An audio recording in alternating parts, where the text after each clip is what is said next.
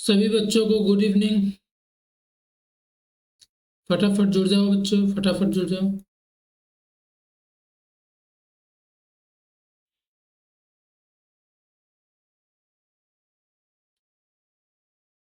चलो, सभी का एक बार फिर से स्वागत करते हैं उदित एकेडमी के इस यूट्यूब प्लेटफॉर्म पर। और इस रैंकर सीरीज को हम और आगे लेके चलते हैं।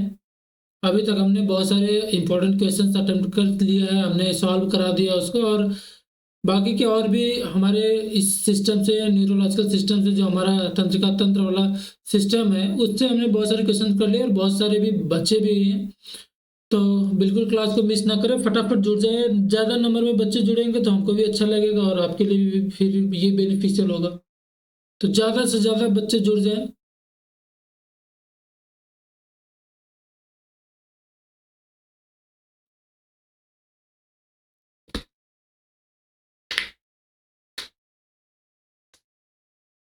सभी को गुड इवनिंग, सभी को गुड इवनिंग। ओके, ठीक है, फिर बिना समय बर्बाद किए इस क्लास को हम शुरू करते हैं। सबसे पहले हमारा पहला क्वेश्चन जो है उससे हम शुरू करते हैं इसको।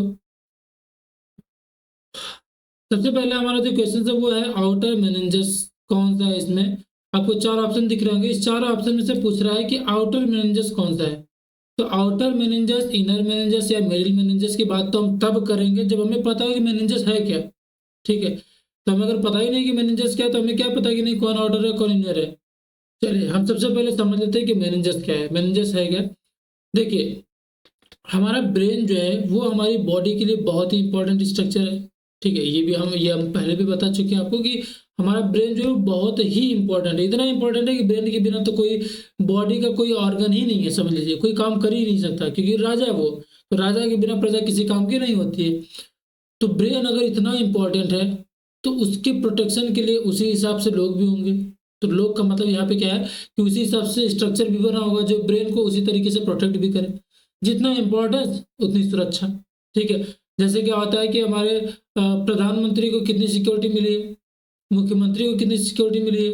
वही अगर हम देखें गांव के प्रधान को सिक्योरिटी मिली है क्या, नहीं मिली है। तो जिसकी जितनी इंपॉर्टेंस है उतनी सिक्योरिटी उसको मिलती है। तो ब्रेन की उतनी ज़्यादा इंपॉर्टेंस हमारी बॉडी में बहुत ज़्यादा इंपॉर्टेंस है, तो उस हिसाब से उसको बहुत ही अच्छी सिक्योरिटी मिली है, बहुत ही अच्छा प्रोटेक्शन मिला है। और वही प्रोटेक्टिव जो लेयर होते हैं ब्रेन के, उसी को हम बोलते हैं मेनिंजेस। ठीक है, चलिए यहाँ पे आपको एक स्ट्रक्चर दिख रहा होगा जिसमें सबसे पहले जो स्ट्रक्चर ये आप बाहर वाला दिख रहा है, ये तो हमारी बोन है। ठीक है, जिसको हम क्या बोलते हैं, स्कल। ये हमारी क्या है, स्कल। क्योंकि पहले तो कोई ऐसा हार्ड स्ट्रक्चर होगा जो क्या करेगा, बाहर से चीज़ों को प्रोटेक्ट करेगा। मान लीजिए कि हमारे सर पे किसी ने मार दिए, तो सबसे पहले तो हमारी जो स्कल बोन है वो प्रोटेक्ट करेगी ब्रेन को। अगर बात जो है वो स्कल बोन के अंदर चली गई, मामला जो है थोड़ा सा गंभीर हो गया, ज़्यादा चोट लग गई, तो उसके अंदर कुछ ऐसी लेयर्स और कुछ फ्लूइड होते हैं जो क्या करेंगे, उस जो चोट लगा था हमारे सर पे, जो प्रेशर हमारे सर पे लग रहा है, उसको क्या करेंगे, रोकने की कोशिश करेंगे, ताकि जो भी सिचुएशन है वो हमारे ब्रेन तक ना पहुंच पाए। क्योंकि ब्रेन एक बार नुकसान हो गया, ब्रेन के साथ नुकसान हो गया, ब्रेन की सेल्स को कोई नुकसान हो गया तो वो वापस सही नहीं होता है। ठीक है, चलिए यहाँ पे एक और इम्पोर्टेंट चीज हम आपको बता दे रहे हैं।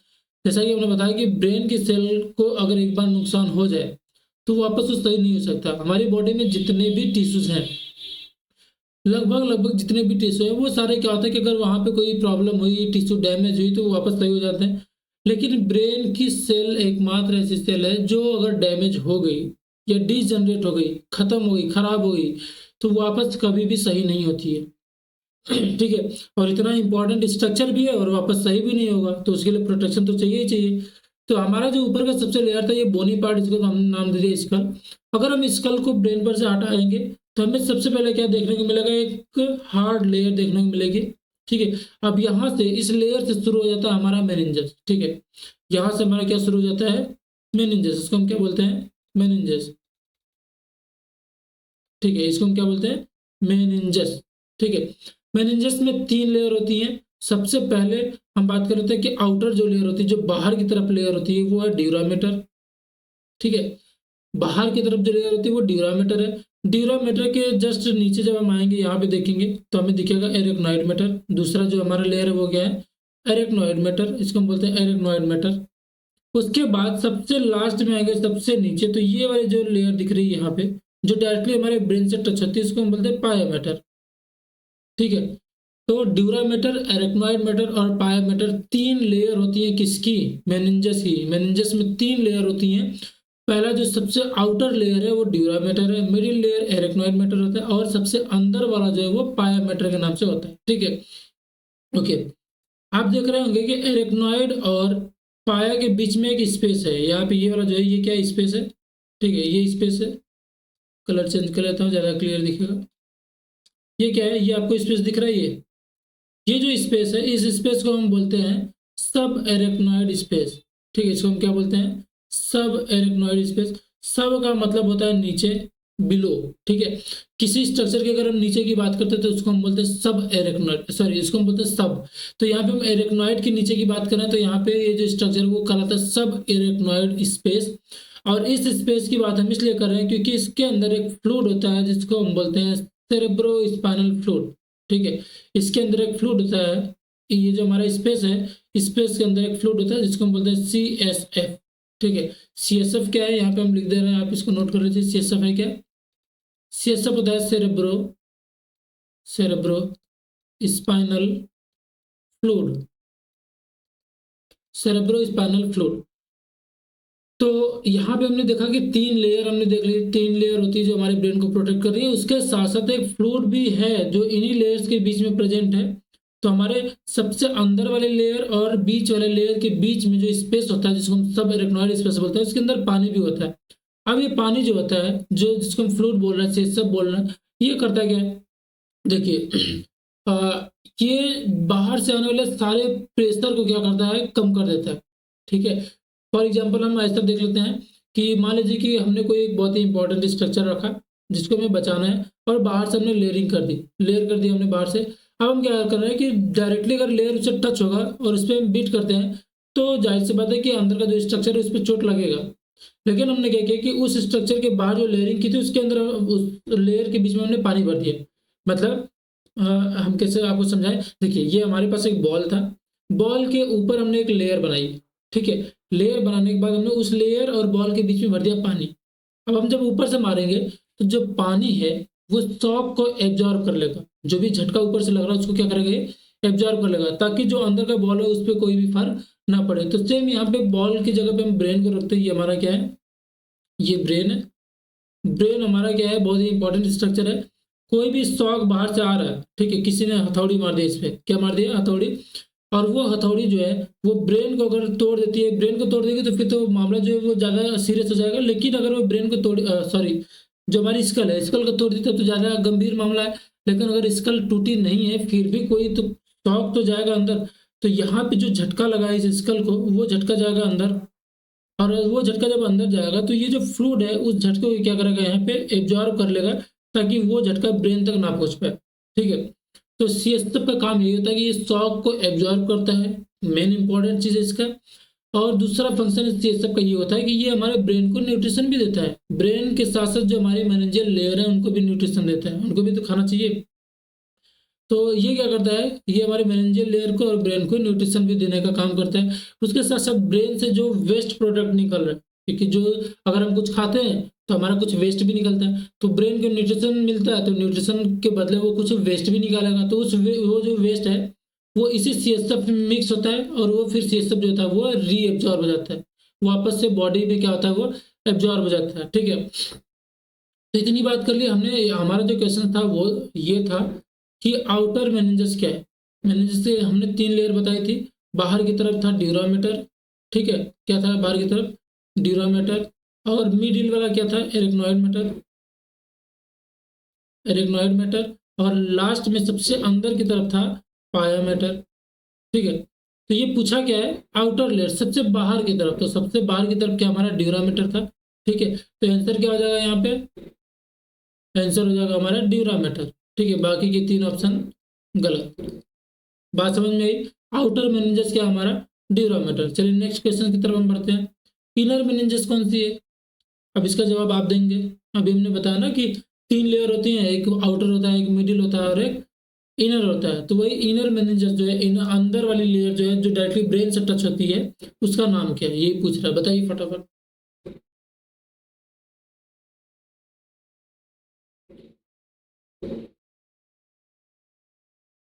बहुत कम बच्चे हैं जो जवाब दे रहे हैं, बाकी बच्चों को समझ में नहीं आ रहा है क्या?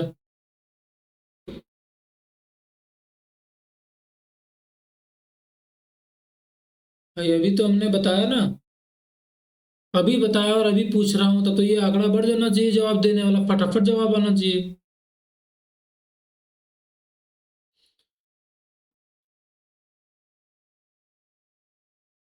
चलो देखो, सबसे अंदर की लेयर यहाँ पे स्किन से कोई लेना देना नहीं, स्कल सबसे बाहर होता है, ये भी गलत हो जाएगा। ड्यूरामेटर भी सबसे बाहरी लेयर होता है, ठीक है। ड्यूरामेटर मेनिंजस की लेयर है, बाकी ये दोनों तो मेनिंजस की लेयर भी नहीं है। ये दोनों मेनिंजस की लेयर है, लेकिन इसमें से ड्यूरा जो है वो सबसे आउटर लेयर होता है और सबसे इनर लेयर होता है हमारा पायामेटर। देखो हिंदी में यहाँ पे पिया मैटर भी लिखा है, तो वो वाला पिया नहीं, मेरा पिया घर आया और राम जी वाला नहीं। यहाँ पे पिया जो है कुछ लोग प्रोनाउंसिएट करते हैं कि पाया मैटर भी बोलते हैं, पिया मैटर भी बोलते हैं, तो वो मैटर करता है कि आप किस मैटर को देख रहे हैं, ठीक है। तो पिया या पाया जो भी आप रखिए, लेकिन इंग्लिश आपकी यही होनी चाहिए, स्पेलिंग आपकी यही होनी चाहिए कि पाया मैटर होता है, आप पिया मैटर भी कह सकते हैं, ठीक है। तो सबसे आउटर जो होता है वो तो ड्यूरा होता है, ड्यूरा, और सबसे इनर जो होता है वो हमारा पायामीटर होता है। तो यहाँ पे तीन ऑप्शन जो जाएंगे वो गलत हो जाएंगे। चलिए नेक्स्ट क्वेश्चन की तरफ हम बढ़ते हैं। ये सब का फंक्शन क्या है? ये सब का फंक्शन अभी हमने बताया था, लेकिन हम उसको अभी अच्छे से डिटेल में पढ़ेंगे। ये सब का फंक्शन पूछ रहा है कि क्या फिल्ट्रेशन होता है, रेस्पायरेशन होता है, डाइजेशन होता है, प्रोटेक्शन होता है। हम्म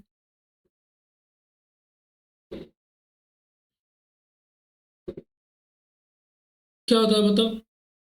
देखो फिल्ट्रेशन किडनी का काम होता है, ठीक है। फिल्ट्रेशन का मतलब क्या होता है? छानना। ये सब छान तो नहीं रहा है, वो तो खुद एक फ्लूइड है। दूसरा है रेस्पायरेशन। रेस्पायरेशन भी सीएसएफ का काम नहीं, वो तो हमारे रेस्पिरेटरी सिस्टम, लंग्स, एल्वियोलाई, इनका काम है। तीसरा हमारा जो और दूसरा ऑप्शन वो है डाइजेशन। क्या डाइजेशन में सीएसएफ का कोई रोल है? नहीं है, बिल्कुल नहीं है। पाचन में उसका कोई रोल नहीं है। कि प्रोटेक्शन में है? बिल्कुल है।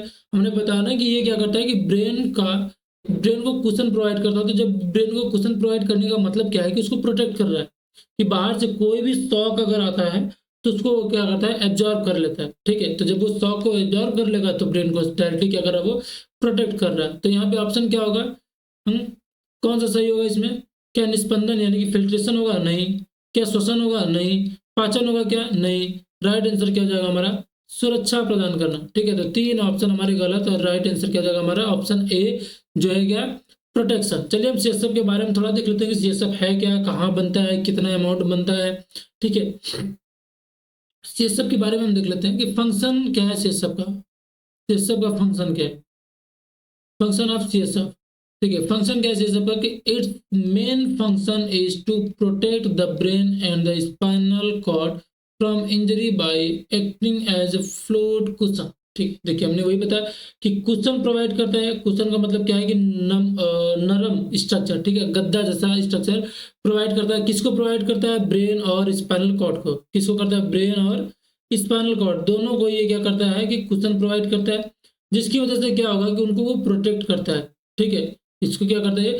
प्रोटेक्ट करता है। और किससे प्रोटेक्ट कर रहा है? कि बाहर से कोई भी अगर इंजरी लग रही है हमारे ब्रेन को, तो उसमें क्या करेगा कि शॉक को एब्जॉर्ब करेगा। देखिए यहाँ पे लिखा भी होगा, शॉक को ये क्या करता है? नहीं, अच्छा इसमें नहीं लिखा हुआ। वो शॉक को क्या करता है? एब्जॉर्ब कर लेता है, जिससे हमारे जो स्ट्रक्चर है, इंपॉर्टेंट स्ट्रक्चर, वो क्या होता है? प्रोटेक्ट हो जाते हैं, ठीक है। तो ब्रेन का हमने अरे इसी सब का फंक्शन बता दिया कि मेन जो इसका फंक्शन होता है वो होता है प्रोटेक्शन। और किसका प्रोटेक्शन? ब्रेन और स्पाइनल कॉर्ड का प्रोटेक्शन। और कैसे प्रोटेक्शन करता है? ये कुशन प्रोवाइड करता है वहां पे, ठीक है। कुशन का मतलब मैं फिर से बता दे रहा हूँ कि बहुत ही सॉफ्ट स्ट्रक्चर प्रोवाइड करता है, ठीक है। दूसरा इसका फंक्शन क्या है? It is the medium through which nutrients and the waste product are transported, ठीक है। ये मीडियम है। मीडियम का मतलब क्या? माध्यम है, जिससे क्या होता है कि न्यूट्रिशन और वेस्ट प्रोडक्ट का आदान प्रदान होता है। ब्रेन को न्यूट्रिशन देना है, ब्रेन से वेस्ट प्रोडक्ट को लेना। हमने वही बताया ना कि अगर ब्रेन को न्यूट्रिशन दिया जा रहा है तो उससे कुछ वेस्ट भी बनेगा, तो उस वेस्ट को वापस लेना और लेके क्या करना? बॉडी से बाहर निकालने का काम भी होगा। तो यहाँ पे ये क्या कर रहा है कि it is the medium through which nutrients and the waste product are transported. ये एक माध्यम है, और इस माध्यम से क्या होता है कि ब्रेन से न्यूट्रिशन का आदान प्रदान, न्यूट्रिशन और वेस्ट प्रोडक्ट यानी कि जो अपशिष्ट पदार्थ है उनका आदान प्रदान करने का काम किसका होता है, सीएसएफ का, between brain and spinal cord and blood. ठीक है, न्यूट्रिशन कहाँ से मिलेगा, ब्लड से, ब्लड और ब्रेन के बीच में आदान प्रदान ये चल रहा है। ठीक है, तो ब्रेन से जो ब्लड से न्यूट्रिशन ब्रेन के पास जाता है वो डायरेक्टली नहीं जाता कि ये ब्लड गया और दे दिया न्यूट्रिशन, वो सीएसएफ के थ्रू होकर क्या कर रहा है, आदान प्रदान हो रहा है। ठीक है, चलिए सीएसएफ का क्लासिफिकेशन देख लेते हैं कि सीएसएफ जो फ्लूइड है, सेरेब्रो स्पाइनल फ्लूइड, इसका जो नाम है, सेरेब्रो का मतलब क्या है, सेरेब्रम, सेरेब्रम यानी कि ब्रेन, मेनली किसकी बात कर रहा है, ब्रेन की। ठीक है, और स्पाइनल का मतलब क्या है, यहाँ पे स्पाइनल कॉर्ड, स्पाइनल कॉर्ड, तो सेरेब्रो स्पाइनल फ्लूइड है। ठीक है, सेरेब्रो स्पाइनल फ्लूइड यानी कि ऐसा फ्लूइड जो हमारे ब्रेन और स्पाइनल कॉर्ड दोनों को प्रोटेक्ट कर रहा है, दोनों को न्यूट्रिशन दे रहा है। चलिए इसमें, इस फ्लूइड में क्या क्या चीजें पाई जाती है, हम यहाँ पे देख लेते हैं इस फ्लूइड में कौन कौन से कंपोनेंट है। तो सबसे पहले हम देख रहे हैं कि 99.13% तो सिर्फ और सिर्फ क्या इसमें पानी है। देख रहे हैं कि मतलब 100% से थोड़ा सा कम जो है इसमें पानी है। ठीक है, बाकी के 0.87% जो है बाकी प्रोडक्ट है इसमें। ठीक है, मैक्सिमम पोर्शन तो ये पानी ने ले लिया और उसके बाद 0.87% जो है वो पानी के अलावा भी कुछ चीज़ इसमें है। तो पानी के अलावा इसमें क्या क्या चीज़ें हैं, ऑर्गेनिक सब्सटेंस हैं कुछ और कुछ इनऑर्गेनिक सब्सटेंस। ठीक है, जैसे ऑर्गेनिक में क्या क्या है, प्रोटीन्स पाए जाते हैं इसमें, amino acid, sugar, cholesterol, urea, uric acid, creatinine, lactic acid, इतनी सारी चीज़ें जो हैं वो किसमें होते हैं, ऑर्गेनिक सब्सटेंस पाए जाते हैं किसके अंदर, सेरेब्रोस्पाइनल फ्लूइड के अंदर। और वही इनऑर्गेनिक की बात करें तो जिसमें sodium, calcium, potassium, magnesium, chlorides, phosphate, bicarbonate और सल्फेट्स, इतनी सारी चीज़ें जो है ऑर्गेनिक और इनऑर्गेनिक दोनों मिला के कितना भाग होता है, तो 0.87% होता है। तो समझ लीजिए कि बहुत ही थोड़ा बहुत होता है, लेकिन इसी से जो है हमारे ब्रेन का काम चलता रहता है, न्यूट्रिशन उसको मिलता रहता है, मेनिंजेस की लेयर को जो है न्यूट्रिशन मिलता रहता है। ठीक है, तो सीएसएफ का कंपोनेंट्स यही है, इसमें इतना पानी पाया जाता है और इतने ऑर्गेनिक और इनऑर्गेनिक सब्सटेंस पाए जाते हैं। अब सीएसएफ बनता कहाँ पे और कहाँ पे प्रेजेंट होता है उसका लोकेशन हम देख, देखिए ये जो स्ट्रक्चर आपको दिख रहा है, हम यहाँ पे एक बार फिर से इसको ड्रॉ कर लेते हैं कि ये हमारा ब्रेन है, ये ऐसे क्या हमारा, ये ब्रेन है और ये क्या हमारा स्पाइनल कॉर्ड है। ठीक है, ये ब्रेन हो गया और ये स्पाइनल कॉर्ड है। तो ये जो हमारा ब्रेन है, ये जो ब्रेन है, ये हमारा क्या है, ब्रेन है, और ये हमारा क्या है, स्पाइनल कॉर्ड है। इन दोनों को एक स्ट्रक्चर जो है पूरी तरह से कवर किया रहता है कि इसलिए उसको प्रोटेक्ट करने के लिए, उसको तो हमने नाम दे दिया था कि मेनिंजेस। ठीक है, इस स्ट्रक्चर को जो हमारा ब्रेन और स्पाइनल कॉर्ड है, इसको एक स्ट्रक्चर पूरी तरह से क्या किया रहता है, ऐसे कवर किया रहता है, जिसको हमने नाम दे दिया मेनिंजेस। ठीक है, ये क्या हमारे मेनिंजेस है, ये क्या है, मेनिंजेस। मेनिंजेस की 3 लेयर होती हैं, उसकी बात हम कर चुके हैं, उसकी बात दोबारा नहीं करेंगे। मेनिंजेस की 3 लेयर होती हैं। ठीक है, वो भी हमने बताया। अब हम बात कर लेते हैं कि मेनिंजेस में जो हमारा सब रेटिनोइड स्पेस था उसके अंदर क्या प्रेजेंट था, सीएसएफ। तो सीएसएफ का लोकेशन कहाँ पे, एक तो हमारे मेनिंजियल लेयर में और उस लेयर में भी कहाँ पे, सब एरेक्नोइड स्पेस के अंदर। तो आप यहाँ पे देख रहे होंगे कि ये जो स्पेस है ये है हमारा सब एरेक्नोइड स्पेस, जिसमें आपको स्काई ब्लू कलर का जो फ्लूइड दिख रहा है ये क्या है, सीएसएफ है। ये क्या है, सीएसएफ है। और ये जो स्पेस है, जिस स्पेस में ये है, उसको हम बोलते हैं सब एरेक्नोइड स्पेस, सब एरेक्नोइड स्पेस। ठीक है, सब एरेक्नोइड स्पेस में सीएसएफ पाया जाता है। क्या बस यहीं पे सीएसएफ पाया जाता है, नहीं। ये देखिए सीएसएफ जो है हमारे ब्रेन के अंदर, जैसे हम ब्रेन को क्या करेंगे कि हमने ब्रेन लिया, ब्रेन को खोला तो अंदर की तरफ हमें कुछ कैविटी दिखती है। ठीक है, कैविटी का मतलब क्या है, वहाँ पे कुछ खाली जगह होते हैं, कुछ स्पेस होते हैं, जिसको हम बोलते हैं वेंट्रिकल्स। ठीक है, जैसे हमारे हार्ट में वेंट्रिकल्स होते हैं ना, हार्ट के अंदर जो स्पेस होता है, जो खाली जगह है, हॉलो स्ट्रक्चर है, खोखला स्ट्रक्चर जो है, उसको हम क्या बोलते हैं, वेंट्रिकल्स बोलते हैं। तो वैसे ही ब्रेन के अंदर भी कुछ हॉलो स्ट्रक्चर होते हैं, कुछ खोखला स्ट्रक्चर होता है, जिसको हम क्या बोलते हैं, वेंट्रिकल्स। इसको हम क्या बोलते हैं, वेंट्रिकल्स। अब वेंट्रिकल्स, ये जो खोखले स्ट्रक्चर है वो हमारे ब्रेन में कितने होते हैं, नंबर में कितने होते हैं, तो टोटल 4 वेंट्रिकल्स होते हैं। ठीक है, टोटल कितने होते हैं, 4 वेंट्रिकल्स होते हैं। 4 वेंट्रिकल्स होते हैं किसमें, ब्रेन में। ठीक है, हार्ट में तो 2 होते हैं, लेफ्ट एंड राइट, लेकिन हमारे ब्रेन के अंदर टोटल 4 वेंट्रिकल होते हैं। उस 4 में देखें तो 2 तो हमारे लैटरल वेंट्रिकल होते हैं, ठीक है, बाकी एक क्या होता है, एक हमारा थर्ड वेंट्रिकल होता है और लास्ट में हमारा आता है फोर्थ वेंट्रिकल। देखिए यहाँ पे है फोर्थ वेंट्रिकल, ठीक है। तो ऐसे 4 वेंट्रिकल्स यानी कि 4 खाली जगह होते हैं जिनके अंदर भरा क्या होता है, CSF, ठीक है। यहाँ पे ये जो भरा हुआ फ्लूइड ये क्या है, CSF।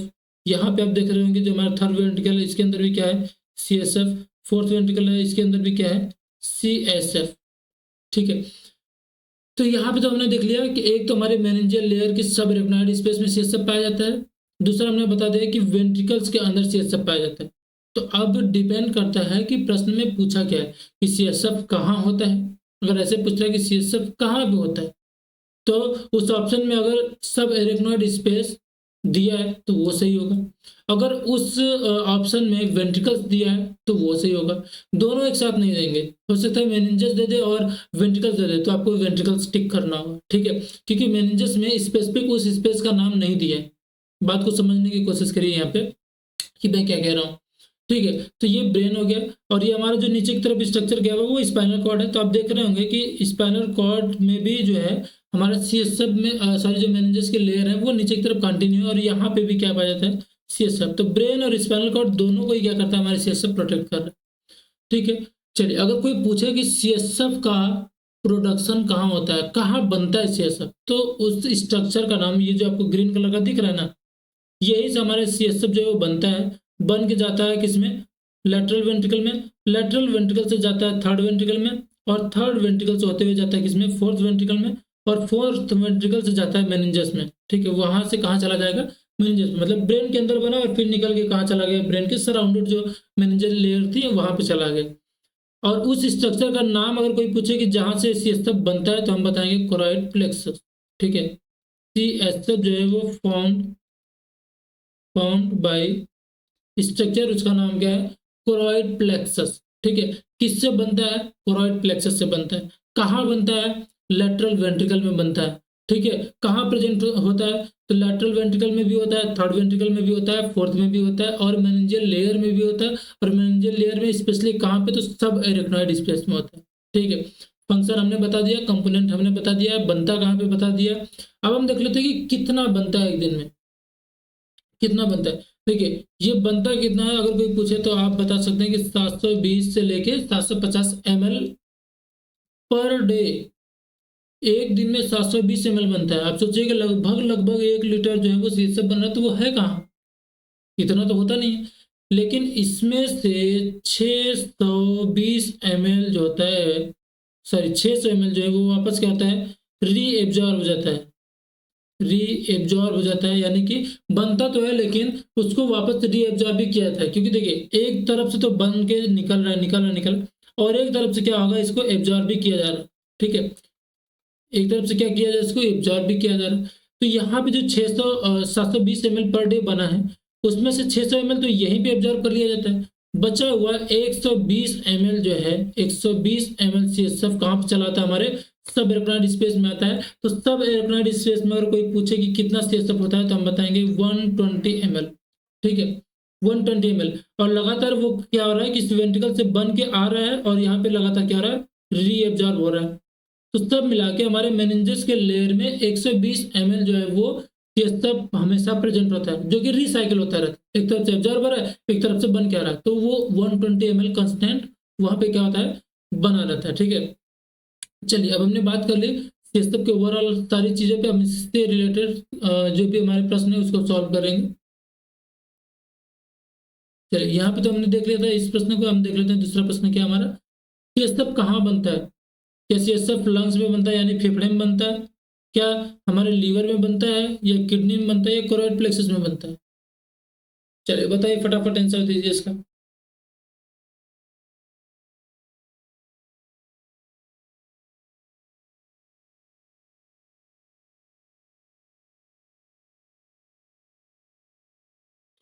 जवाब आना चाहिए, जवाब आना चाहिए, सारे बच्चों का जवाब आना चाहिए। कहाँ बनता है CSF, क्या हमारे लंग्स में बनता है, लीवर में बनता है, किडनी में बनता है, या कोरोइड प्लेक्सस में बनता है। CSF बनता है हमारे कोराइड प्लेक्सस में। अभी तो हमने बताया कि एक स्ट्रक्चर होता है जो हमारे वेंट्रिकल में होता है। अभी यहाँ पे देख रहे हैं एक स्ट्रक्चर है जो हमारे कहाँ पे होता है, वेंट्रिकल में, जिसका नाम है कोराइड प्लेक्सस। यहीं से CSF का फॉर्मेशन होता है। तो हमारे 3 ऑप्शन जो है लंग्स, लीवर, किडनी, तो गलत हो जाएंगे। ठीक है, हमारा फेफड़ा, लीवर, किडनी तो गलत हो गए। सही आंसर क्या है हमारा? Choroid plexus. तो ऑप्शन डी जो है यहाँ पे वो करेक्ट आंसर होगा। बात समझ में आई? चलिए अब हम अगले प्रश्न की तरफ बढ़ते हैं। वेंट्रिकल्स में क्या भरा होता है? क्या भरा होता है भाई? क्या ब्लड होता है? क्या एयर होता है? क्या लिम्फ होता है? देखिए सिर्फ वेंट्रिकल्स पूछा है यहाँ पे, ना तो हार्ट का वेंट्रिकल्स पूछा है ना तो ब्रेन का वेंट्रिकल्स पूछा है। ठीक है, यहाँ पे आपको अगर एग्जाम में आएगा तो ब्रेन के वेंट्रिकल का ऐसा पूछेगा कि ब्रेन के वेंट्रिकल में क्या होता है। और हम बात करें अभी नर्वस सिस्टम की, तो यहाँ पे वेंट्रिकल तो उसी की बात कर रहे हैं। ठीक है, तो यहाँ पे वेंट्रिकल्स में क्या भरा होता है? जो ब्रेन के वेंट्रिकल्स हैं उसमें क्या भरा होता है आप बताइए? क्या लिम्फ होता है? क्या एयर होती है? क्या फ्लू ब्लड होता है या CSF होता है?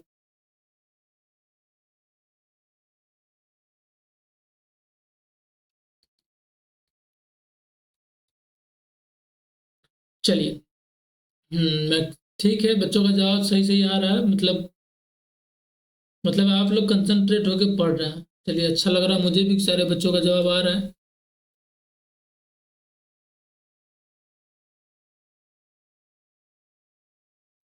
ओके, देखिए हमने बताया था कि वेंट्रिकल्स के अंदर भरा होता है CSF। तो यहाँ पे लिम्फ, एयर, ब्लड का कोई लेना देना नहीं। हमारा करेक्ट आंसर क्या हो जाएगा? Option A CSF, cerebro spinal fluid जो है वो करेक्ट आंसर हो जाएगा। बाकी के 3 ऑप्शन यहाँ पे हो जाएंगे गलत। ठीक है, चलिए अब हम इससे नर्वस सिस्टम से रिलेटेड कुछ बीमारियों के बारे में भी देख लेते हैं, क्योंकि ओवरऑल हमारी जो एनाटॉमी फिजियोलॉजी थी, जो हमारा जूलॉजी पोर्शन था इसमें, वो तो कंप्लीट हो गया। हम कुछ बीमारियों के बारे में देखेंगे और नर्वस सिस्टम से रिलेटेड कुछ बीमारी के बारे में देखेंगे, और देखेंगे कि यही जो हमने स्ट्रक्चर पढ़ा है अभी तक, जो भी चीज़ें हमने पढ़ी हैं उसी में से कोई ज़्यादा हो जा रहा है, कोई कम हो जा रहा है, किसी का फंक्शन ज़्यादा हो गया, किसी का फंक्शन कम हो गया। तो उससे रिलेटेड कौन कौन सी बीमारियां होती हैं, क्या नाम है उनका, तो बहुत ही शॉर्ट में हम पढ़ेंगे, क्योंकि बहुत ज़्यादा डीप में यहाँ पे जाने का कोई मतलब नहीं, क्योंकि आप जीकअप की तैयारी कर रहे हैं। और जब आप डी फार्मा करने लगेंगे तो वहाँ पे हम बताएंगे ये सारी चीज़ों को बहुत ही डिटेल में। ठीक है, तो अभी यहाँ पे उतना इम्पोर्टेंस नहीं है उसका, जितना इम्पोर्टेंस है उसका उतना तो मैं बता ही दे रहा हूँ। ठीक है, चलिए नेक्स्ट हमारा क्वेश्चन है, पार्किंसंस डिजीज किससे रिलेटेड है? पार्किंसंस डिजीज किससे रिलेटेड है? देखिए हम यहाँ पे आपको एक हिंट दे रहे हैं कि पार्किंसंस डिजीज जो है एक हमारा न्यूरो होता है। न्यूरो ठीक है, न्यूरो जिसकी कमी हो जाती है, क्या हो जाती है? इसकी कमी हो जाती है, और इसी की कमी की वजह से होता है हमारा पार्किंसंस डिजीज। तो आप अब आपको क्या करना है कि इन चारों ऑप्शन में से देखना है कि न्यूरो के एग्जाम्पल में कौन सा आता है। ठीक है, इसकी कमी हो गई, इसकी कमी हो गई, या इसकी कमी हो गई। कैल्शियम है, थायरोक्सिन है, डोपामिन है, इंसुलिन है। अगर आपने हमारी प्रीवियस क्लास की होगी तो आपको बहुत ही अच्छे से पता होगा कि न्यूरो में कौन कौन से एग्जाम्पल्स हमने बताए थे। क्या वहाँ पे हमने इंसुलिन बताया था, डोपामिन बताया था, थायरोक्सिन बताया था, या कैल्शियम बताया था?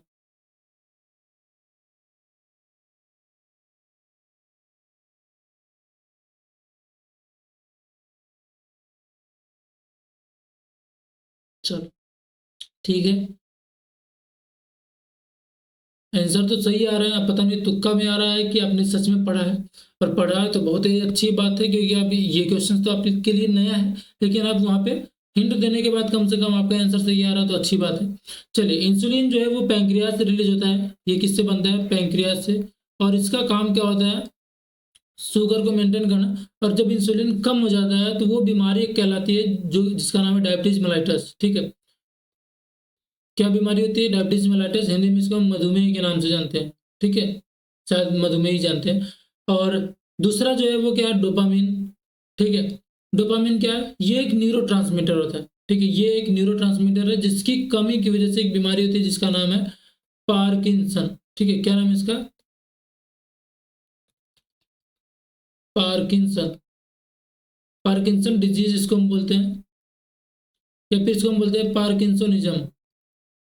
तो हम क्या बोलते हैं, पार्किंसोनिज्म के भी नाम से जानते हैं। ठीक है, तो डोपामीन की कमी की वजह से जो बीमारी होती है वही क्या, हमारी पार्किंसन डिजीज। तो ये ऑप्शन तो हमारा सही हो जाएगा, बाकी के 3 ऑप्शन गलत हो जाएंगे। लेकिन हम देख लेते हैं कि थायरोक्सिन क्या है और कैल्शियम क्या है। थायरोक्सिन जो होता है वो क्या है, थायरोक्सिन जो है वो हार्मोन है, और ये कहाँ पे बनता है, ये थायराइड ग्लैंड में बनता है।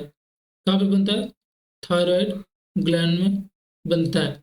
अब इससे इसके ज़्यादा और कम होने से क्या होगा, हाइपर और हाइपोथायरॉयडिज्म वाली बीमारी होती है। ठीक है, अगर इसकी कमी हो गई, थायरोक्सिन की कमी, तो उसको हम बोलते हैं हाइपोथायरॉयडिज्म। ठीक है, हाइपोथायरॉयडिज्म ये एक बीमारी है जो थायरोक्सिन की कमी की वजह से होती है। ये बात समझ में आई। और कैल्शियम, कैल्शियम की कमी की वजह से कहलाता है हमारा हाइपोकैल्सीमिया। क्या कहलाता है, हाइपोकैल्सीमिया। तो यहाँ पे पार्किंसंस का मतलब क्या है कि डोपामिन की कमी। तो राइट आंसर हमारा सेकंड वाला हो जाएगा, डोपामिन की कमी। बाकी की 3 ऑप्शन जो है वो क्या आ जाएंगे यहाँ पे गलत। चलिए नेक्स्ट प्रश्न की तरफ हम बढ़ते हैं। एपिलेप्सी क्या है, एपिलेप्सी को हिंदी में कहते हैं मिर्गी। तो क्या कहते हैं, मिर्गी। ठीक है, मिर्गी जो है वो बीमारी क्या है, ठीक है, क्या वो हार्ट डिजीज है, दिल की बीमारी है, बोन की बीमारी है, सीजर की है, या लंग्स की है। मिर्गी के दौरे पड़ते हैं ना, आपने सुना भी होगा कहीं पे कोई आदमी गिर गया और थोड़े से उसको झटके आ रहे हैं।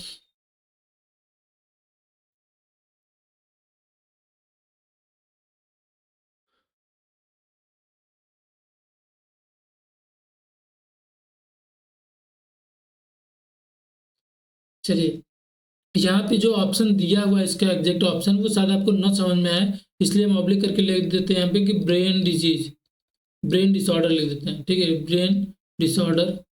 यहाँ पे क्या है, मस्तिष्क, ऐसे ही होता है ना, मस्तिष्क जो भी है, आप समझ लीजिए इसको। ठीक है, मस्तिष्क की बीमारी है। तो कौन किस चीज़ की बीमारी है, ये ब्रेन डिसऑर्डर है, लंग्स डिजीज है, ब्रेन बोन डिजीज है, या फिर हार्ट डिजीज है। देखिए मिर्गी होता क्या है कि मिर्गी एक ऐसी कंडीशन होती है जिसमें हमारा जो ब्रेन है उसमें इलेक्ट्रिकल इम्पल्स, मतलब कि ब्रेन ऐसे नॉर्मल था और अचानक से वो कुछ भी एक्टिविटी कर रहा है। जैसे होता है ना कि मतलब हमें जब जरूरत होती है तो ये हम इस मसल्स का मूवमेंट करा रहे हैं। ठीक है, ये यहाँ पे एक पेन पड़ा था, इस पेन को लेना तो हमने इसको फैलाया और इसको पेन को उठा लिया, तो हमारा जो ब्रेन है वो प्रॉपर फंक्शन कर रहा है, सही फंक्शन कर रहा है। लेकिन बिना किसी वजह के अगर ब्रेन हमारे मसल्स का मूवमेंट कराने लगे तो वो कहलाता है सीजर। सीजर का मतलब क्या होता है, झटके आना। ठीक है, सीजर डिसऑर्डर क्या है, झटके आना। और यही रिपीटेड हो जाए, ये क्या हो जाए, रिपीटेड हो जाए, तो यही कहलाता है एपिलेप्सी। ठीक है, जिसको हम बोलते हैं मिर्गी आना। रिपीटेड का मतलब क्या है कि किसी को बार बार झटके आ जा रहा है, कभी भी झटके आ जा रहा है। एक बार ऐसे हुआ, वो रोड पे गिर गया, उसको झटके आ रहे थे, रोड पे गिर गया, 2 दिन बाद फिर गिर गया, फिर गिर जा रहा है, फिर गिर जा रहा है। तो बार बार अगर वो गिर रहा है तो इसका मतलब उसको है मिर्गी। ठीक है, तो मिर्गी में क्या करना चाहिए, अगर किसी पेशेंट को मिर्गी आ रहा है, रोड के किनारे वो ऐसे गिरा है, खूब ऐसे से हिल रहा है, तो हमें क्या करना चाहिए, मोजे सुंघाना चाहिए। हाँ, गंदे मोजे निकालो उसके नाक में डाल दो। क्यों करना चाहिए, बिल्कुल भी ऐसी गलती नहीं करनी चाहिए। क्योंकि ये जो प्रॉब्लम है, ये जो बीमारी होती है मिर्गी, वो कोई अभिशाप तो है नहीं, और ऐसा भी नहीं कि उसको हम गंदगी सुंघाएंगे तो वो होश में आ जाएगा। देखिए ऐसा हो सकता है कि उसको उससे और भी प्रॉब्लम हो सकती है। तो हमें क्या करना है कि सबसे पहले उसको किसी एक सेफ प्लेस पे उठा के रख देना उस पेशेंट को। ठीक है, ऐसी जगह लेटा देना कि जहाँ पे वो मूव कर रहा हो नॉर्मली, तो उसको कोई प्रॉब्लम ना हो, उसको कोई चोट ना लगे। ठीक है, ऐसे रोड पे गिरा है और वो ऐसे मूव कर रहा है, हो सकता है उसका हाथ छिल जाए, तो हम उसको उठा के किसी प्लेन और सरफेस पे या फिर सॉफ्ट सरफेस पे रख देंगे। जिससे उसके बाद क्या करेंगे कि रखने के बाद अगर वो बहुत ज़्यादा हिल रहा है तो उसको वैसे ही हिलने देंगे, कभी भी उसके हाथ पैर को पकड़ना नहीं होता है। ठीक है, क्योंकि अगर मान लीजिए ये हाथ उसका हिल रहा है और ये कौन हिला रहा है, ब्रेन हिल रहा है, ऐसे हिल रहा है हाथ और आपने इसको पकड़ लिया, तो ब्रेन तो अपना काम कर रहा है, वो हिलाएगा। लेकिन अगर आपने इसको पकड़ लिया तो ब्रेन क्या करेगा कि यहाँ से जब इसको हिलाना शुरू करेगा तो हो सकता है ये टेंडन टूट जाए। बात समझ में आ रही है कि नहीं, क्योंकि ये ब्रेन हमारा हिला रहा है इसको और हमने इसको पकड़ लिया, अब ब्रेन अंदर से खूब हिलाने की कोशिश कर रहा है और यहाँ से जो टेंडन था वो टूट गया क्योंकि आपने पकड़ रखा है उसको। तो आपको कभी भी ऐसे पेशेंट को टाइटली पकड़ना नहीं होता, उसको फ्रीली मूव करने देना है, वो जितना हिल रहा है उसको हिलने दीजिए, ठीक है? उससे कोई भी मोजा सुंघाने की ज़रूरत नहीं है। ये जो मिर्गी का जो प्रोसेस होता है वो 2 मिनट से लेके 10 मिनट 15 मिनट तक भी हो सकता है। लेकिन आपको तब तक उसको क्लोज़ली ऑब्ज़र्व करना है, उसको कोई भी ये जो आप घरेलू उपचार करते हैं ऐसा कुछ नहीं करना होता है, ठीक है? तो यहाँ पे हमने तो कुछ चीज़ें बता दी आपको मैनेजमेंट, लेकिन पूछ रहा है कि एपिलेप्सी है क्या? तो एपिलेप्सी जो होती है वो सीज़र डिसऑर्डर है, ठीक है? ब्रेन की प्रॉब्लम है। बाकी यहाँ पे हार्ट, बोन और लंग्स का कोई लेना-देना नहीं है, ठीक है?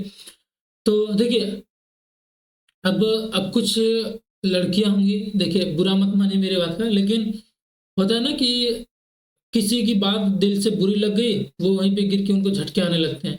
तो होता है ना कि जैसे कुछ ऐसी औरतें होती हैं या लड़कियाँ होती हैं जो न्यूली मैरिड होती हैं और ससुराल में जाती हैं और सास की बात उनको बुरी लग जाती है और बुरी लगते ही वो क्या करती हैं, गिर जाती हैं। तो ऐसा नहीं कि वो हार्ट डिज़ीज़ है कि दिल से बुरा लगा और हम गिर गए।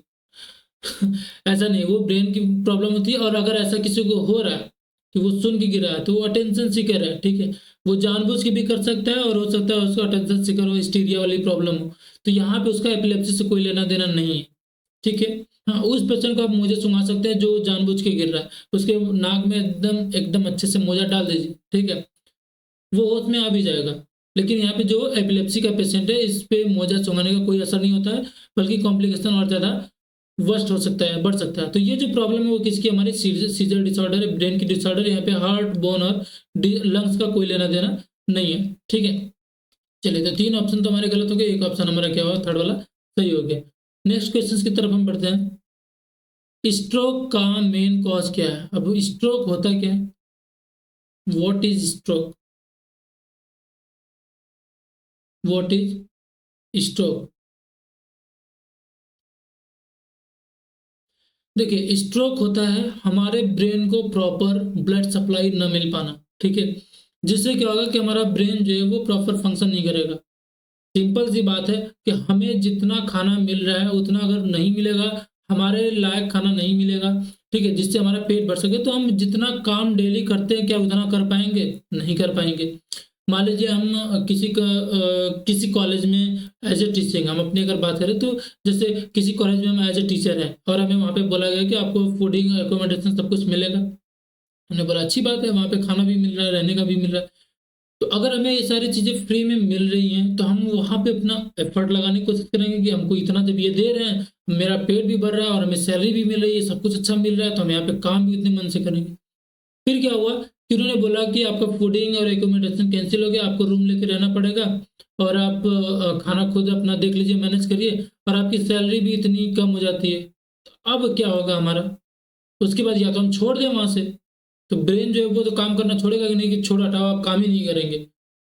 तो हमें छोड़ने से कॉलेज तो नहीं बंद होगा, लेकिन ब्रेन ने काम करना छोड़ दिया तो पूरी बॉडी खत्म, पूरे बॉडी का फंक्शन रुक जाएगा।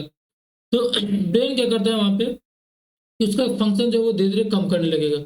जितना उसको मिलेगा खाना, उतना ही काम करना वो शुरू कर देगा। जैसे हमें अगर सैलरी हमारी कम हो गई तो हम क्या करेंगे कि अब तो हम जो क्लास में जाके बहुत ही ज़्यादा अच्छे से एक्सप्लेन कर रहे थे, जो जितना मेहनत क्लास के लिए कर रहे थे, उतना मेहनत हम नहीं करना चाहेंगे। ठीक है? क्योंकि ये देखिए ये ह्यूमन नेचर है। ठीक है? और सारे लोग सैलरी के लिए काम कर रहे हैं, तो सैलरी नहीं मिलेगी तो काम भी करना धीरे-धीरे क्या करेंगे वो कम कर देंगे, उतना एफर्ट लगाएँगे नहीं। तो यहाँ पे ब्रेन की बात हो रही है और सैलरी क्या है उसके लिए ब्लड सप्लाई। तो ब्लड फ्लो इंटरप्ट हुआ, अगर उसमें कोई बाधा आ रहा है तो हमारा ब्रेन का फंक्शन जो है, ब्रेन का जो फंक्शन है वो क्या हो जाएगा? कम हो जाएगा, ठीक है?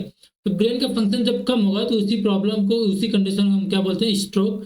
तो स्ट्रोक क्या किसी एलर्जी की वजह से हो रहा है, इन्फेक्शन से हो रहा है या फिर फ्रैक्चर या फिर ब्लड फ्लो इंटरप्शन से हो रहा है। तो हमने बता ही दिया कि ये ब्लड फ्लो के इंटरप्शन से हो रहा है, कोई बाधा आ रहा तो हो रहा है। बाकी के 3 ऑप्शन यहाँ पे क्या हो जाएँगे? गलत। तो एलर्जी, संक्रमण, फ्रैक्चर गलत हो जाएगा। राइट आंसर क्या है हमारा? रक्त प्रवाह में बाधा। बात समझ में आई? चलिए नेक्स्ट क्वेश्चंस की तरफ हम बढ़ते हैं। कोमा किससे रिलेटेड है? कोमा आप जानते हैं? कोमा क्या होता है?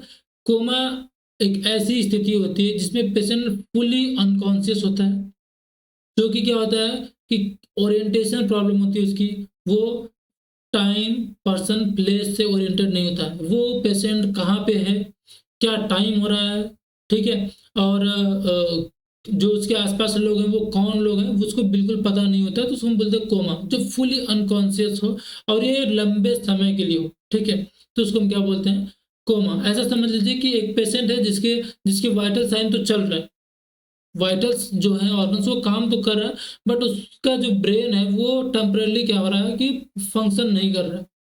बात समझ में आ रही है कि नहीं? ब्रेन जिंदा है लेकिन वो फंक्शन नहीं कर रहा है, वो सोचने समझने की शक्ति जो उसकी चली गई है और वो बहुत लंबे समय से, तो उसको हम बोलते हैं कोमा।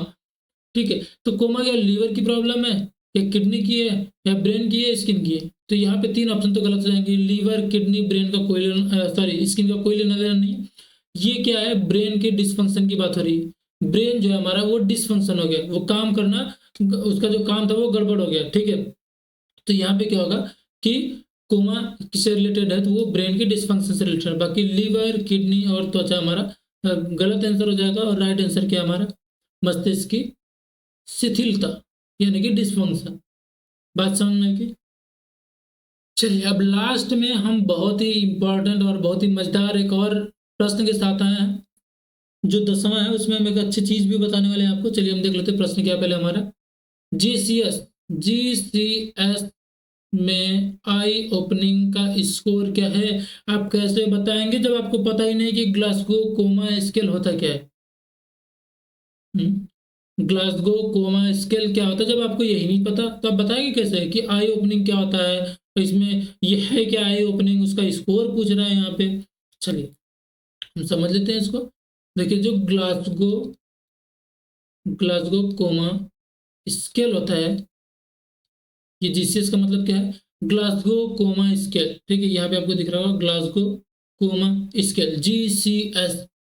ये जो स्केल है वो किसी पेशेंट का लेवल ऑफ कॉन्शियसनेस चेक करने के लिए हम लेते हैं। देखिए ये स्केल कोई ऐसी स्केल नहीं होती जिससे हम वो लाइन करते हैं, या फिर कोई ऐसा पैरामीटर्स नहीं होता हमारे पास। इसमें क्या होता है, हम एक ब्लैंक पेज लेते हैं, ठीक है, हमारे पास सादा पेज है, उस पेज पे हम लिखेंगे। और लिखेंगे कैसे कि हमने एक चार्ट बना लिया, वो चार्ट अभी हम आपको दिखाने वाले हैं कैसा चार्ट हम बनाते हैं। उसके बाद उसी चार्ट के हिसाब से हम पेशेंट से पूछते हैं जो भी चीज़ें उस चार्ट में लिखी हुई। अगर पेशेंट ने रिस्पॉन्स दिया तो उसके अकॉर्डिंग हम उसको नंबर दे देंगे, और फिर लास्ट में हम काउंट करते हैं कि वो कितना नंबर उसको मिला। उसी से डिसाइड होता है कि ये पेशेंट कितना कॉन्शियस है, कितना होश में है, या कितना बेहोश है।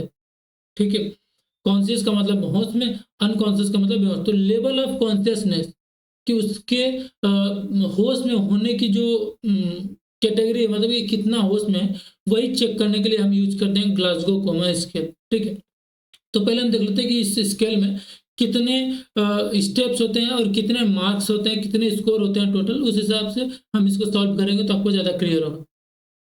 देखिए ये हमारा ग्लासगो कोमा स्केल, कुछ ऐसा ही हम चार्ट बनाते हैं। ठीक है, हमने ब्लैंक पेज लिया और हमने ये चार्ट बना लिया। इस चार्ट में हमने देखा कि आई ओपनिंग, वर्बल रिस्पॉन्स और मोटर रिस्पॉन्स हम चेक करते हैं। ठीक है, आई ओपनिंग में हम ये देखते हैं कि जैसे हम पेशेंट के पास पहुंचे, ठीक है, पेशेंट के पास हमने पहुंचे और पेशेंट को थोड़ी सी आहट मिली और पेशेंट ने खुद अपनी आंख खोल ली। पेशेंट ने क्या किया, खुद अपनी आंख खोल ली कि हमारे पास कोई आया, हमने क्या किया, तुरंत आंख खोल दी। तो पेशेंट ने अगर बिना किसी हमारे बिना किसी स्टिमुलस के आंख खोल दिया, जाते ही स्पॉन्टेनियसली उसने आंख को खोल दिया, तो उसको हम दे देंगे 4 नंबर। ठीक है, उसको हम कितना दे देंगे, 4 नंबर।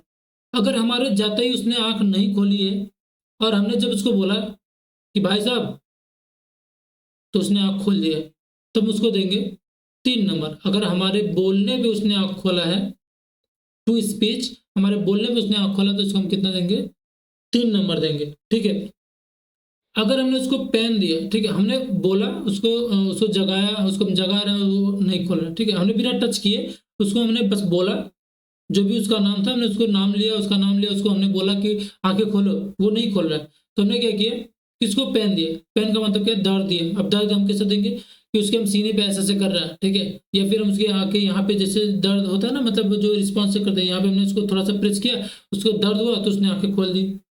या फिर हमने कोई पिन लिया ऐसे, उसके स्किन पे ऐसे पिंच कर दिया, उसको दर्द हुआ, उसने आंखें खोल दी। तो अगर वो दर्द के बाद आंखें खोल रहा है तो उसको हम देंगे 2 नंबर। ठीक है, और इतना करने के बाद भी उसने आंखें नहीं खोली, आंखें बंद ही है, तो उसको हम देंगे 1 नंबर, यानी कि आंख खोलने का रिस्पॉन्स है ही नहीं उसके अंदर। और ये उस पेशेंट के लिए जो बेहोश है, सच में बेहोश है। ऐसा नहीं कि हम ऐसे आंख बंद किए देखिए कितना तुम चिपटी कर लेते हम खोलेंगे ही नहीं, ऐसा नहीं। वो सच में पेशेंट को कोई प्रॉब्लम है और वो बेहोश है, ठीक है, और हम चेक कर रहे हैं कि कितना ज़्यादा बेहोश है। तो आई ओपनिंग में टोटल होते हैं स्कोर 4, ठीक है, टोटल स्कोर कितने होते हैं 4, मैक्सिमम स्कोर कितना होता है 4, ठीक है, 3 2 1, तो टोटल स्कोर कितने हो गए इसमें 4। अब दूसरा वही वर्बल रिस्पॉन्स। वर्बल रिस्पॉन्स का मतलब कि पेशेंट के बात करने का तरीका, कितना बात कर रहा है, क्या सही बात कर रहा है नहीं कर रहा है, वो चीज़ हम देखेंगे। तो हम जब पेशेंट के पास जाते हैं तो पहले हमने आई रिस्पॉन्स चेक कर लिया, इसमें से 4 जो हमारे स्कोर थे उसको हमने देखा और ये देखा कि उसमें से पेशेंट ने कितने का रिस्पॉन्स दिया और कैसा दिया, उस हिसाब से हमने इसको स्कोर दे दिए। तो इसमें टोटल स्कोर तो हो गया हमारे 4। जब हम फिर वर्बल के लिए जाएंगे तो उससे हम पेशेंट से बात करेंगे, ठीक है।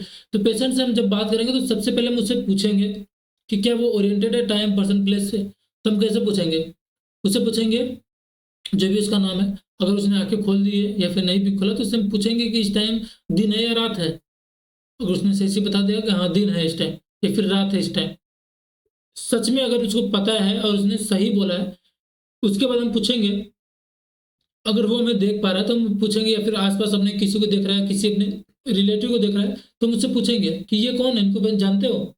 तो वो बोले हाँ इनको जानता हूँ, ये मेरे ये लगते हैं।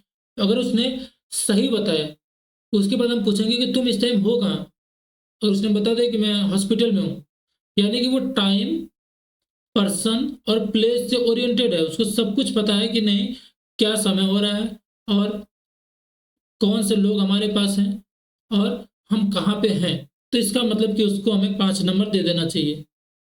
अगर वो टाइम पर्सन प्लेस से ओरिएंटेड है तो मतलब वो होश में है, हम ऐसा मान लेते हैं कि लगभग लगभग वो होश में है, क्योंकि उसको सब कुछ पता है, टाइम भी पता है, उसके जो रिलेटिव है उनके बारे में भी जानता है और कहाँ पे है वो भी जानता है, तो उसको 5 नंबर दे देंगे। अगर फिर हमने उससे ये सारी चीज़ें पूछी, वो बताने की कोशिश करे लेकिन वो कंफ्यूज है कि वो कह रहा है कि अरे यार दिन है कि रात है, हमको तो लग रहा है ऐसा कि रात है, ऐसे वो कंफ्यूज हो रहा है, ठीक है।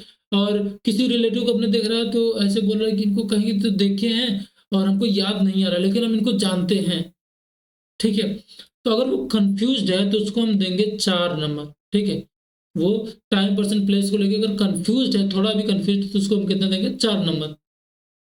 अगर वो बोलने की कोशिश कर रहा है, हमें वो कुछ बता रहा है लेकिन ऐसे पूरा कंप्लीट वर्ड नहीं बोल रहा है, ऐसे होता है ना कि अगर हमसे किसी ने पूछा कि इस टाइम क्या है तो हम बोल रहे इस टाइम ये जो समय है वो दिन है या रात है, तो हम बोलेंगे ना कि अभी जो है दिन का समय है, ठीक है। तो या फिर हमसे पूछा जाए कि ये जो है वो तुम्हारे क्या लगते हैं, तो हम बोलेंगे कि ये हमारे पापा हैं या फिर ये हमारी मम्मी हैं, ऐसा हम बोलते हैं, पूरा सेंटेंस बोलेंगे।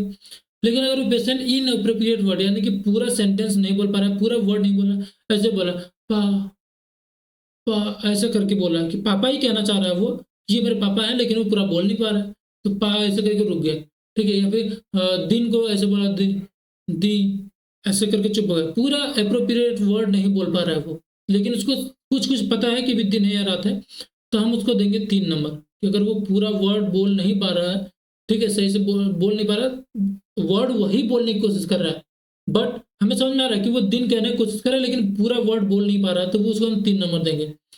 लेकिन अगर वो इनकॉम्प्रिहेंसिव वर्ड बोल रहा है, ठीक है, हमने पूछा कि इस टाइम क्या समय है, तो उसने कुछ तो बोला, ऐसे बजिंग साउंड निकाला मुंह से, लेकिन हमें कुछ वो किसी को नहीं समझ में आएगा। कैसे हम उसे पूछ रहे हैं कि अभी इस टाइम कौन सा समय चल रहा है, तो ऐसे नथिंग बोल रहा है, ठीक है, वो कुछ तो बोल रहा है लेकिन इनकम्प्रिहेंसिव, कि ऐसा वर्ड वो निकालने की कोशिश कर रहा है जो हमें कुछ समझ में नहीं आ रहा वो क्या बोल रहा है, वो कुछ बोल भी रहा है कि ऐसे बस गुनगुना रहा है। तो अगर ऐसे इनकम्प्रिहेंसिव वर्ड वो बोल रहा है जो किसी को समझ में ना आया, कुछ बजिंग साउंड सा ऐसा निकाला, तो उसको हम देंगे 2 नंबर। कम से कम वो हमारे पूछने पे कुछ तो रिस्पॉन्स कर रहा है, तब भी हम उसको 2 नंबर देंगे। और हमने बहुत कुछ पूछा उससे, कुछ भी पूछ रहे हैं, उसने कुछ बोला ही नहीं, मुंह खोला ही नहीं, तो उसको हम देंगे 1 नंबर, यानी कि नो रिस्पॉन्स। तो इसमें टोटल 1 2 3 4 5 जो होते हैं हमारे स्कोर होते हैं।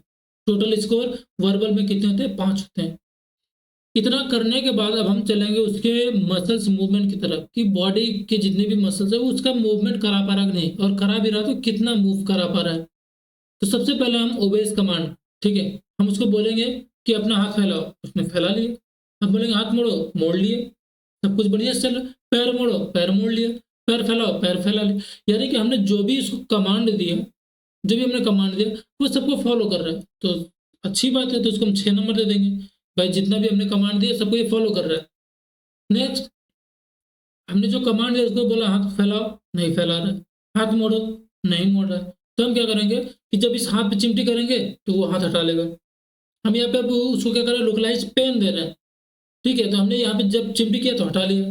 हमने बोला कि गर्दन हटाओ, ऐसे कहने पे नहीं हटा रहा, और हमने जब यहाँ पे ऐसे चिमटी किया कान पे तो उसने ऐसे हटा लिया। तो जब वो किसी लोकलाइज पेन की वजह से मूव कर रहा है, मूवमेंट कर रहा है बॉडी का, तो उसको हम 5 नंबर देंगे। ठीक है, बात समझ में आई। अगर वो दर्द से बचने के लिए क्या कर रहा है, बॉडी को फ्लैक्स कर रहा है, ऐसे कर रहा है, पूरी बॉडी को ऐसे सिकोड़ रहा है, ठीक है, दर्द से बचने के लिए। जैसे होता है कि ऐसे पेशेंट लेटा हुआ है और हमने यहाँ पे उसको क्या किया, ऐसे जो हमारा ये होता है ना, ये बोनी प्रोमिनेंट एरिया, इससे हम यहाँ पे क्या करते हैं, प्रेस करते हैं तो दर्द होता है। तो जब दर्द हो रहा है तो उसने क्या किया कि अपने हाथ को ऐसे मोड़ लिया। ठीक है, अपने हाथ के पैर को मोड़ रहा था ताकि वो दर्द से बच सके। तो अगर वो फ्लेक्स कर रहा है, अपनी पूरी बॉडी को मोड़ रहा है, किस लिए, विड्रॉ फ्रॉम पेन, पेन से बचने के लिए, तो उसको हम देंगे 4 नंबर। ठीक है, फिर उसके बाद क्या हुआ कि हम गए उसके पास, तो हमने देखा कि पेशेंट जो है वो बिना किसी स्टिमुलस के, हमने उसको कुछ कहा भी नहीं, हमने उसको दर्द भी नहीं दिया, फिर भी पेशेंट जो है वो नॉर्मली फ्लैक्स है, ऐसे करके। तो इसका मतलब क्या है कि उसको 3 नंबर देना है। क्यों देना है, क्योंकि बिना किसी वजह के पेशेंट जो है वो पूरी तरह से क्या है, मुड़ा हुआ है। फ्लेक्शन का मतलब क्या होता है कि एकदम पूरा अंदर की तरफ ऐसे मुड़ा हुआ। ठीक है, तो अगर वो बिना किसी वजह से एबनॉर्मली फ्लैक्स्ड है, फ्लेक्शन किया हुआ है, तो उसको हम देंगे 3 नंबर। ठीक है, और ये जो कंडीशन होती है इसको हम बोलते हैं डी कॉर्टिकेट। इसको हम क्या बोलते हैं, डी कॉर्टिकेट। ठीक है, चलिए नेक्स्ट हमारा क्या, 2 नंबर उसको हम कब देंगे, जब वो एबनॉर्मली एक्सटेंशन किया, हम गए बेड के पास और वो पूरी तरह से फैला हुआ है। ठीक है, जो अंदर की तरफ था अब वही क्या है, बाहर की तरफ ऐसे मुड़ा हुआ है। अब बात समझ रहे हैं, ऐसे मुड़ा हुआ है बाहर की तरफ। तो अगर वो एबनॉर्मली एक्सटेंड है, जो ऐसे फ्लेक्स था वो अब पूरा क्या है, एक्सटेंड, एकदम सीधा है, अपने हाथों को पूरा खोल के, और ये जो ये क्या है, ऐसे बाहर की तरफ मुड़ा, तो उसको हम देंगे 2 नंबर। ठीक है, अगर फ्लेक्स है तो 3 नंबर, और एक्सटेंड है तो हम उसको देंगे 2 नंबर। और इस ये जो हमारा होता है कंडीशन, इसको हम बोलते हैं डी सेरिब्रेट। इसको हम क्या बोलते हैं, डी सेरिब्रेट। डी सेरिब्रेट और डी कॉर्टिकेट, 2 कंडीशन ऐसी होती है जो कि मेनली हेड इंजरी पे देखने को मिलती है। किसी को अगर दिमाग पे चोट लगाया तो उसमें ये कंडीशन देखने को मिल सकती है। देखिए, इतना सारी चीजें हमने देखी, तो उसको हमने इतना मार्किंग दे दिया। लेकिन हम गए, उसको हमने कमांड दिया, कोई मतलब नहीं, उसने कोई रिस्पॉन्स नहीं किया। हमने लोकलाइज्ड पेन दिया, कोई रिस्पॉन्स नहीं है। किसी दर्द से विड्रॉ करने के लिए भी उसने कोई फ्लेक्शन या फिर एक्सटेंशन नहीं किया हुआ, कोई मूवमेंट ही नहीं है बॉडी में, बॉडी ऐसा एकदम पूरा लाश की तरह पड़ा है, तो उसको हम देंगे 1 नंबर, यानी कि नो रिस्पॉन्स, कोई मसल्स मूवमेंट नहीं है। तो इसमें जो टोटल स्कोर होते हैं वो होते हैं 6। ठीक है, तो हमारे आई ओपनिंग में टोटल 4 स्कोर होते हैं, वर्बल रिस्पॉन्स में टोटल 5 स्कोर होते हैं, और मोटर रिस्पॉन्स में टोटल 6 रिस्पॉन्स होते हैं। अगर कोई पूछे कि जीसीएस क्या है, जीसीएस ये क्या लिख रहा है, अगर कोई पूछे कि ग्लासगो कोमा स्केल जो है ये होता क्या है, तो इसको हम बोलेंगे कि ग्लासगो कोमा स्केल जो है वो क्या है, कि स्केल है, ये क्या है, स्केल है, और ये which used to assess the level of consciousness of patient। ठीक है, ग्लासगो कोमा स्केल जो है वो एक स्केल है जो हम कहाँ यूज करते हैं, किसी पेशेंट का कॉन्शियसनेस का लेवल चेक करने के लिए हम यूज करते हैं, जिसमें ये टोटल 3 पैरामीटर्स होते हैं, जिसमें पहला आई ओपनिंग रिस्पॉन्स, वर्बल रिस्पॉन्स, तीसरा मोटर रिस्पॉन्स होता है। आई ओपनिंग में टोटल 4 स्कोर होते हैं, ठीक है, और वर्बल में टोटल 5 होते हैं, और मोटर रिस्पॉन्स में टोटल 6 स्कोर होते हैं। ठीक है, तो अब हमारा जो प्रश्न है वो पूछ रहा था कि जीसीएस में आई ओपनिंग में मैक्सिमम स्कोर कितना होता है। आई ओपनिंग जो पहला हमने बताया था उसमें मैक्सिमम क्या 2 होता है, 3 होता है, 4 होता है, 5 होता है, मैक्सिमम 2 और 3 तो कहीं था ही नहीं, मैक्सिमम 4 से शुरू हुआ था। तो आई ओपनिंग में 4 था, आई ओपनिंग में कितना था, 4 था, और 5 किसमें था, वर्बल में था। ठीक है, तो मैक्सिमम स्कोर यहाँ पूछा, देखिए मैक्सिमम स्कोर पूछा है, तो मैक्सिमम स्कोर हमारे आई रिस्पॉन्स का पूछा है, तो इसमें कितना था, 4, तो हमारा राइट आंसर कितना हो जाएगा, ऑप्शन बी 4। ठीक है, बाकी के 3 ऑप्शन यहाँ पे क्या हो जाएंगे, गलत। ये देखिए हिंदी में भी क्लासिकल कोमा स्केल में आंख खोलने का अधिकतम स्कोर क्या है, तो अधिकतम 4 है, बाकी के 3 ऑप्शन क्या हो जाएंगे, गलत। तो आई होप आपको ये सारी चीज़ें समझ में आ गई होंगी, और अब हम जो नेक्स्ट क्लास में फिर से इस सिस्टम से रिलेटेड कुछ डिजीज पोर्शन लेके आएंगे ऐसे शॉर्ट में, जिसको हम थोड़े समराइज कर देंगे, जिससे आपका ये सिस्टम पूरी तरह से कंप्लीट हो जाए। पूरी तरह से का मतलब क्या है कि उसके स्ट्रक्चर फंक्शन के साथ साथ हम उससे रिलेटेड बीमारियां भी पढ़ के खत्म कर लेंगे। ठीक है, चलिए तो अभी के लिए बस इतना ही, और बाकी का हम मिलते हैं अगले क्लास में। ठीक है, और इसमें और भी हम बेहतरीन बेहतरीन क्वेश्चंस लेके आएंगे। आपको कोई डाउट है तो आप पूछ सकते हैं अभी। चलिए, कोई भी डाउट हो तो आप कमेंट बॉक्स में डाल दीजिएगा, उसका आंसर हम अगली क्लास में जरूर दे देंगे। ठीक है, तो थैंक यू सो मच बच्चों, आपने इतना कीमती वक्त अपना हमारे पास हमारे साथ दिया। चलिए, धन्यवाद।